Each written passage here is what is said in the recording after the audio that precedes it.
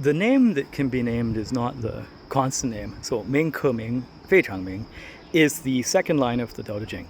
Last time we talked about the first line, Dao Ke Dao, Fei Chang Dao, right? The Dao which can be spoken is not the constant Dao.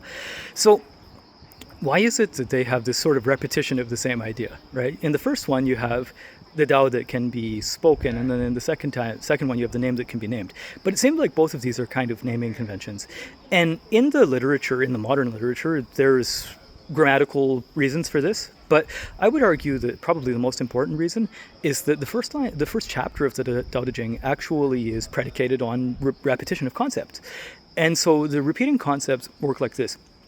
The first repeating concept obviously is Dao and name, right? So Dao Ke Dao, Fei Chang Dao, Ming Ke Ming, Fei Chang Ming, right? So the Dao which can be Dao, or the Dao which can be spoken maybe, is not the constant Dao, and then the name which can be named is not the constant name. The second repetition is Wu Ming Yi Tian Di Shi Zhi Shi You Ming Yi Wan Wu Zhi Mu, right? So Wu Ming, let's say without name, or it could also be non-being is called, the beginning of heaven and earth. And then named, or being, is called the mother of the myriad things. So that's the second repetition of two paired concepts, okay?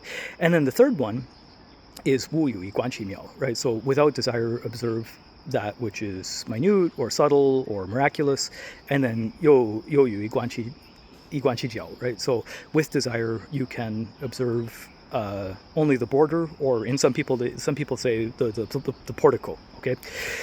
So that's the third one. And then the fourth one is Tong Wei Zhi Xuan.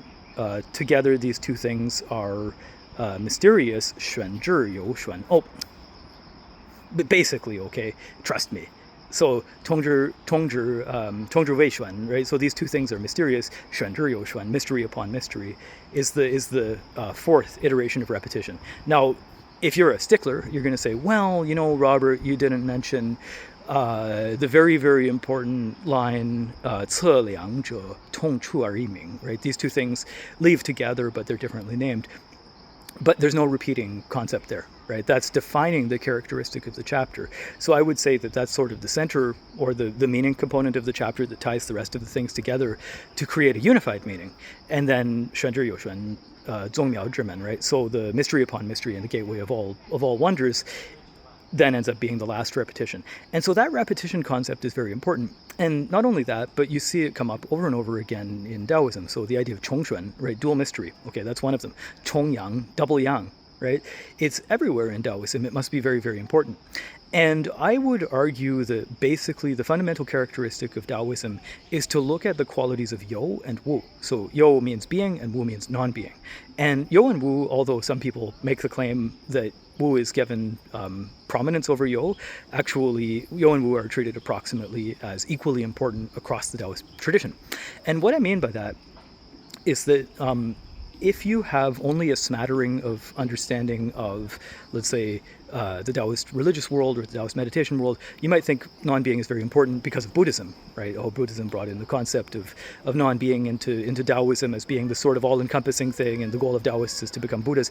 But it's a little bit different than that, because actually the reality is, in what Taoism believes fundamentally, is that yin generates yang.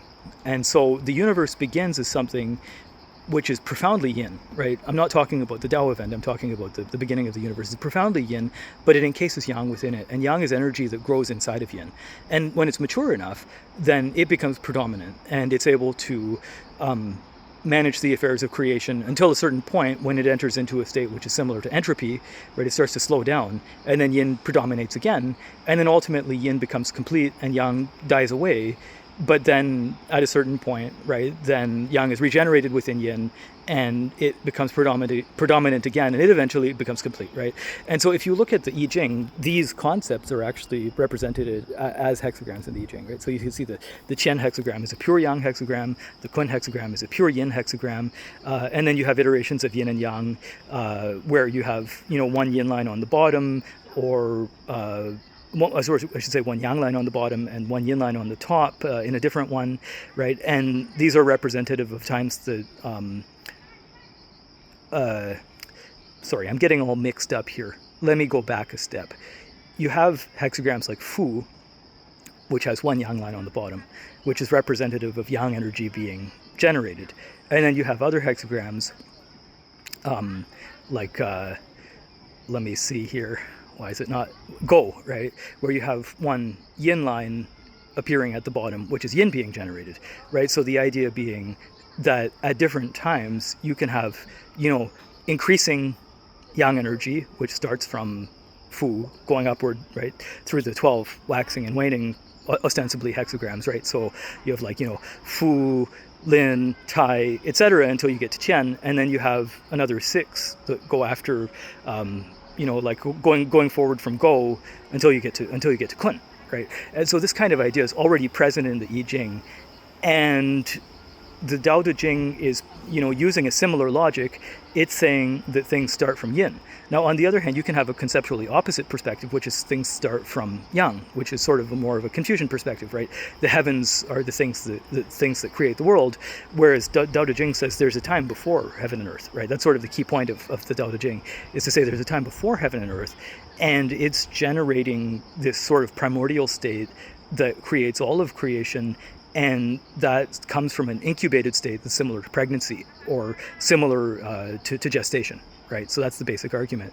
So if you look at Ming Ke Ming or Dao Ke Dao, right, any of these sort of ideas that you can't name the Dao, what it's really saying is, once you go back far enough into the primordial origin of reality, it becomes ineffable and unnameable, right? You can't even attach one to it. That's why you have this sort of central argument that you have this unified state which is generated by the Tao, right? Tao Sheng Yi, Tao generates one. But then before that, there's not a unified state. There's Tao, which is not knowable, because anything before one is totally intangible. And the modern he's most famous for his Neidan writings, but he was really also a philosopher. Chen Yingning makes the very strong point that in order to have any kind of observable reality, you need to have at least 3 things. And so the 3 things are one thing, its opposite, and an observer.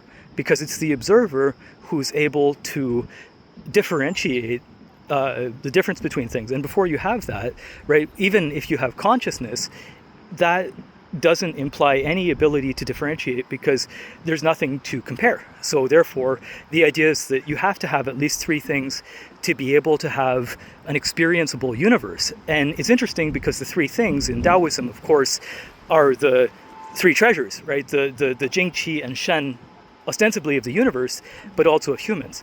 So you can find out a lot about the Tao, but you can't tangibly touch it with your mind.